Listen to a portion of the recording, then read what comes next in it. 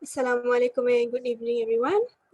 We are going to present on our group assignment and the title is Factors Affecting Scams During COVID-19 in Malaysia.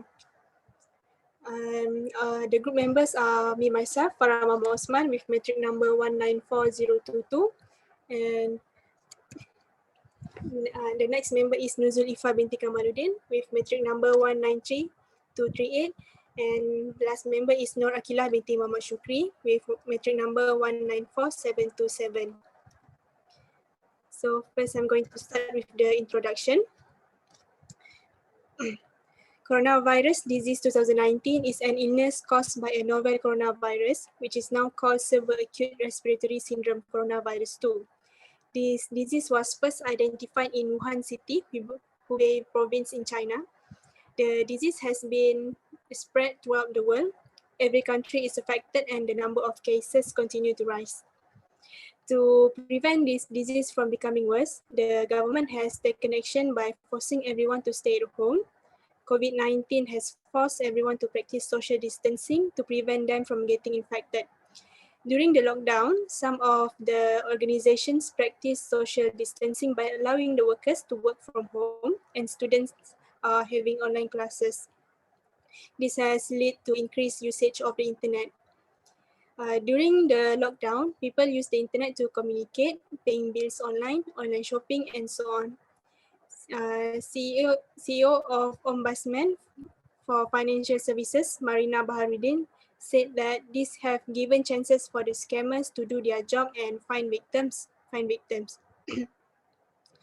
The number of financial scams increases during the movement control order and even more during the recovery movement control order. So according to Bank Negara Malaysia, financial fraud is an intentional act of deceiving someone which involves financial transactions for the purpose of personal gain. It is an illegal act as it violates the law and can be prosecuted. In 1986, Bank Negara Malaysia set up a special investigations unit specialized in illegal financial schemes by conducting search and seizure operations and interview of witnesses to gather relevant information towards successful prosecution of offenders. Scammers manipulate victims' financial insecurities through phone calls, text messaging, email, and etc. The frauds and scam can happen to anyone, doesn't matter what their age is, their race, and also their level of income. There are a few types of scam and frauds during the COVID-19, which are fake COVID-19 charity, flood of pretend COVID-19 analysis website, WhatsApp COVID campaigns, supply of masks and PPE frauds, taking advantage of work from home victims, COVID-19 anxiety, curiosity and paranoia, and finally 18 Mayo scams of emails and phishing attacks. So the pandemic COVID-19 has caused a lot of people to lose their job, which lead to loss of income. Easily influenced with the high investment return is one of the causes that contribute to the increase of the number of financial frauds. Next, I will continue with the problem statements. The importance of this study is so that the nation will be alert about the financial scams and frauds to avoid falling into the trap of scammers. The more the knowledge one's gained about these factors, the lower the probability of them being victims of these scams. The studies have been made due to the presence of a literature gap about this topic. Other studies are addressing the types of fraud and scam, but this paper aims to assess the factors affecting the vulnerability towards the scam during the pandemic of COVID-19 in Malaysia, which are the victim's knowledge, attitude, and also age. The research objective is to determine the relationship between the victim's knowledge and the vulnerability towards scams during COVID-19 in Malaysia. Second is to determine the relationship between the attitude of victims and the vulnerability towards scams during COVID-19 in Malaysia. And the third one is to determine the relationship between the age of victims and the vulnerability towards scams during COVID-19 in Malaysia. Our research questions are, First, what is the relationship between the victim's knowledge and the vulnerability towards scam during COVID-19 Malaysia? And second one is what is the relationship between the attitude? What is the relationship between the attitude of victims and the vulnerability towards scams during COVID-19 in Malaysia? The third question is what is the relationship between the age of victims and the vulnerability towards scams during COVID-19 in Malaysia? The contribution of study is, our study aims to contribute to our society by giving them insights about the factors affecting the vulnerability towards scams during COVID-19 in Asia. Once they have been enlightened about the factors that lead to vulnerability towards scams, they will assess themselves and improve themselves so that they can avoid being scammed. Next, our study also aims to contribute to the government by giving them the input about factors affecting the vulnerability towards scam during COVID-19 in Malaysia. Through this input, the government of Malaysia can formulate a plan to reduce these scam cases. The banking industries also can be benefited by our research findings as they can formulate plans to tighten up security control for the sake of their customers' money that is in their banks for safekeeping. The group of people mentioned previously will be benefited by our research as we have found that there is no research being made for this topic. Next, I will pass to the second presenter.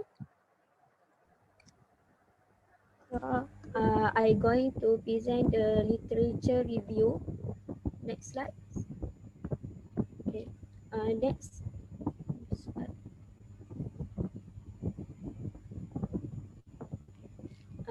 The first in the literature review is the factors affecting the vulnerability towards scam during COVID-19 pandemic. The first factors is the victim knowledge. This is because the victims easily to believe the information without checking the validation. So from the research, Pregono 2020 stated that scam and phishing are most popular during the pandemic that have a success rate of 30% or higher, which is the victim receive various phishing attacks through emails, SMS, and calls. The next is the victim we feel the panic and worry. Dean Kama and Abdullah 2020 stated that in Malaysia there were cases of scamming millions of ringgit of customer who desperately wanted the surgical mask. Next slide.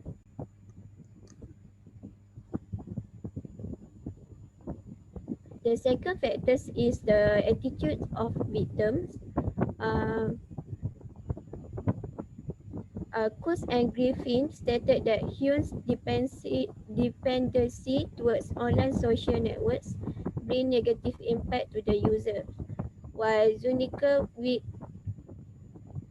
and etc. concluded online social networks give changes to the victim to expose and share the information and content to the scammers. Next. The third factor is the attitude of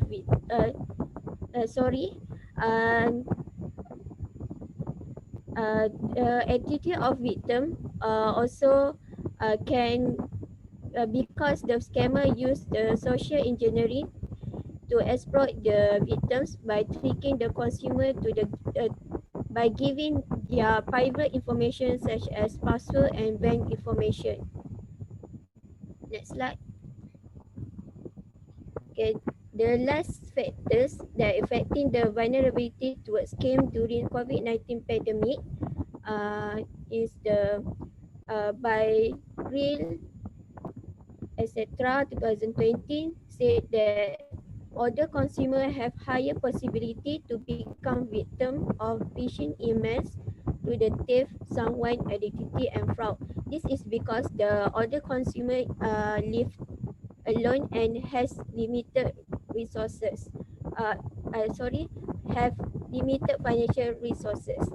While Time 2020 stated that older generation internet users are the main target for the cyber criminals, and there were has increased the number of internet users by the older generation, although they have poor awareness about the scam. Next slide. Okay. The next is the review of the theory. The first theory is the theory that used in the study is theory of planned behavior. Um, victim. The first theory is theory of planned behavior, in which the victim prefer online banking usage because of the convenience, useful self-efficiency, and accessibility that made them rely on the online platform transaction. And the second theory that used in the study um, is dual process theory.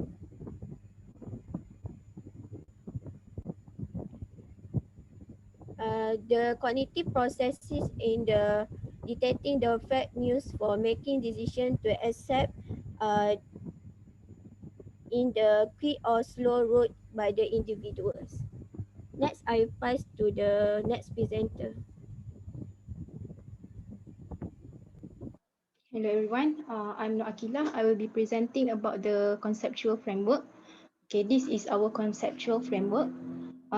The conceptual framework shows the relationship between our independent variables and our dependent variables. In this case, our independent variables is victim knowledge, attitudes of victims, age of victims, and our dependent variable is the vulnerability towards the scam during COVID-19 in Malaysia. Next. Okay, the hypothesis development. This we have developed our hypothesis in the form of null and alternative hypothesis.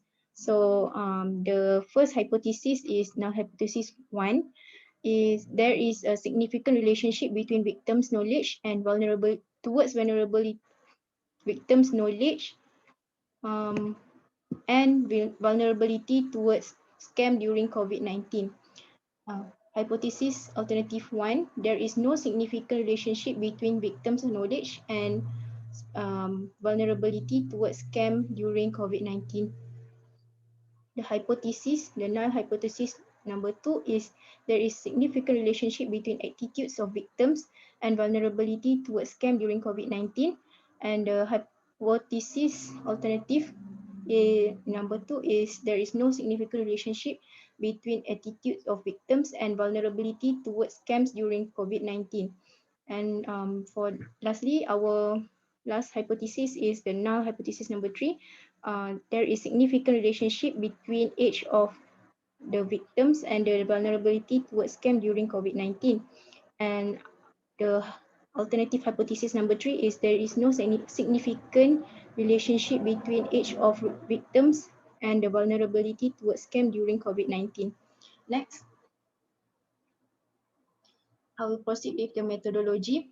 Okay, we use the primary data which we collect directly from our respondent, and we also use the quantitative method by using questionnaires that we distributed to our respondent. And our target population is Malaysians young adult, and more specifically our sampling frame is working adult, which is from age 15 to 16 years old. And based on the Department of Statistics Malaysia 2020, there are about 22.8 million working adults in Malaysia, and this is our population. And the sample size based on the population is 384. Next. Okay, the sampling methods that we use in this research is probability sampling or random sampling method. The design of the questionnaires that we have used is for the demographic question, we have used the fixed alternative question, like simple dichotomy questions, or yes or no, true or false question, determinant choice question, like the multiple choice question, and also the checklist question.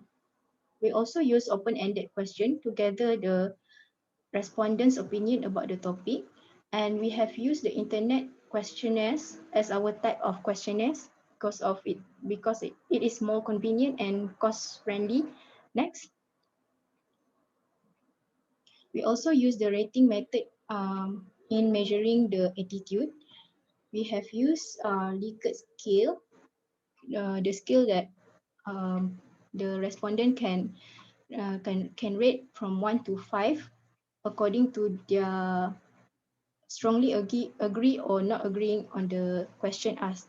And our data analysis is we use multiple regression analysis. Through this analysis, we are able to determine how the victim's knowledge, attitudes of victim, and age of victims contributed as a whole, and their relative contribution to the vulnerability towards scams during COVID-19 pandemic in the context of respondents' opinion. That's all from me. Thank you. That's all from us. Thank you.